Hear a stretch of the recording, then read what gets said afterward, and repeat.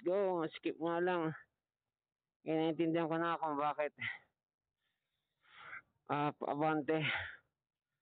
Hindi, patras ang pasok ng mga motor dito. Inabanti ko kasi hirap umatras.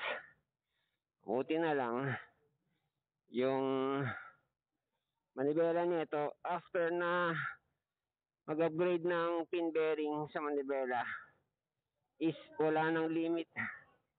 So baling-bali yung manibela. Madali makakaliko sa mga masikipan lugar.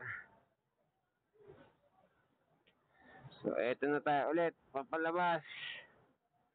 Sana may kasunod tayo. Example, 75. Goods na to. Nakauwi na tayo na ito.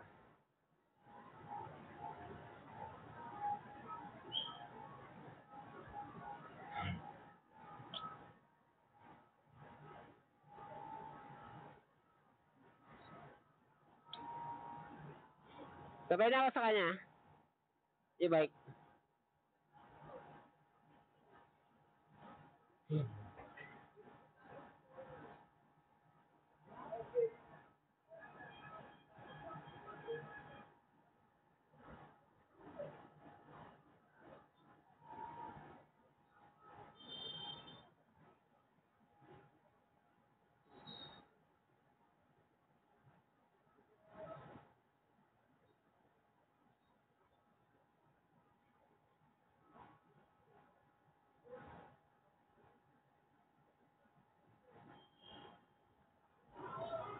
Yeah.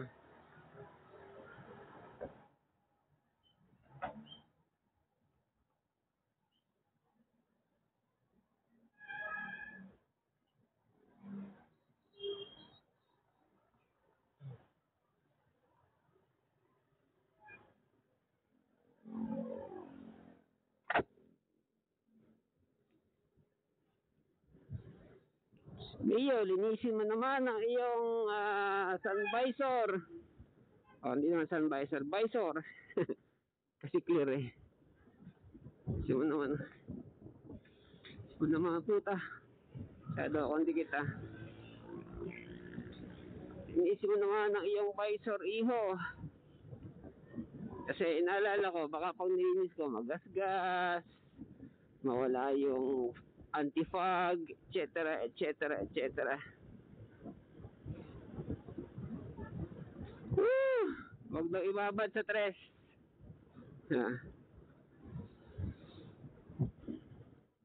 Kasi baka masunog. Actually ito, pag yung hataw ka, tapos tawag nito, binabad mo sa tres, kung ano yung umuugong, I don't know if it's a good thing or a bad thing eh. Pero yung ugong niya, pag umugong siya, yun na yung max niya. And katulad nito, kasi ito 62 na lang to eh. Pag sinagad mo 62 na lang eh. Ayun 62, ano na ng lobat. Tawag nyo na buhuhudyat na ng lobat. Woohoo! 75 volts. Saktuhan lang talaga yung paghatid kay teacher eh.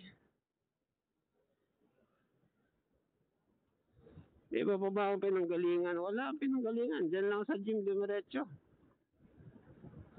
Pag sagat throttle yan sagat throttle yan 61 volts. Nag-uhudyat na ng lobat Pero puhunan natin anong puhunan kanina? 75 o 73 na nga lang 73. Lobat na yan, 73.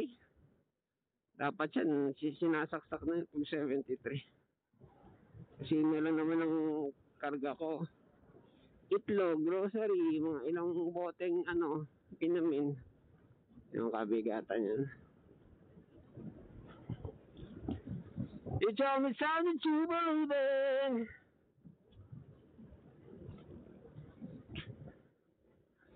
Ayan kita mo kahit lobat na, ito pa rin tayo magle-left turn sa legit na kaliwaan. Again, yung kapitbahay namin, doon kumaliwa sa tapat mismo ng street namin. Although sanay na sila doon, and marami sa amin ang sanay na doon. Kaya lang, nung nagkaroon ng aksidente, siyempre may hearing yan. Na-damage yung likod eh. Yung balakang ng babae, mag-asawa yun ng kapitbahay namin. Nag-claim sila, hindi sila makaklaim. Parehas may kasalanan eh. Kasi ang kasalanan nung nakabangga, nagpalit ng driver, ang nag-drive yung walang lisensya yung bata. Pero siyempre, nung aksidente na, ang umamin yung tatay. O ako nag-drive kunwari kahit hindi siya kasi may nag-leak na information na nakita nila na nagpalit daw nung pagkakasalpok eh. Ikaw ba o-overtake ka sa double kurbada na blind spot pa? Itong kurbada na to. O galing sa baba yung FX, yung kotse, yung van, yung AUV. Galing sa baba. O, sinalpok nila yung mag-asawa.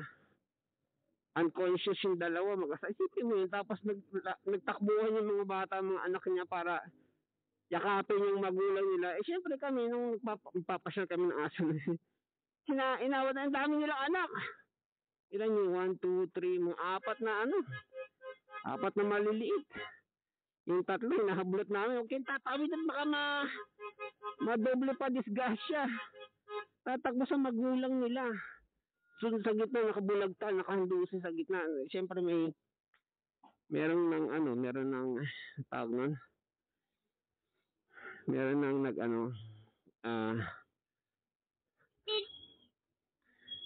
ng tawag nito.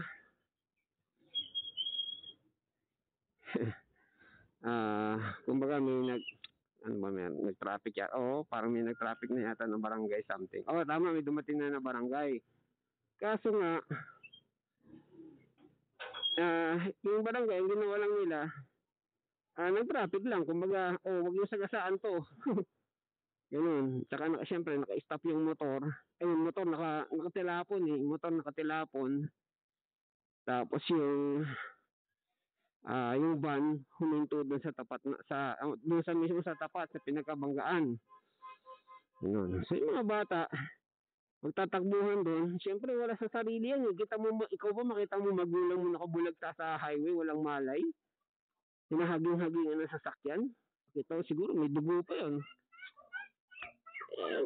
Baka tumawid dyan ng walang tingin-tingin. Doble disgrasya tuloy yung nangyari. So bitbit namin yung mga bata.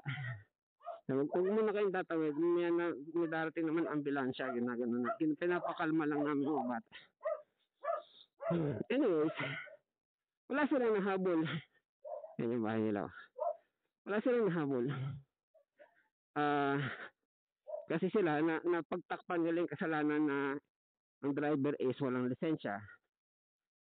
Kasi chismis lang naman. Wala naman nagtawag nun. Walang nag-testify. Pero sila, dahil mali sila, walang left turn doon, double line, wala silang na-claim. Yun ang lesson doon. So, until next time, tandaan yung mga lesson niyan para hindi natin maulit. Kaya ako nag-U-turn sa Malaya. Okay?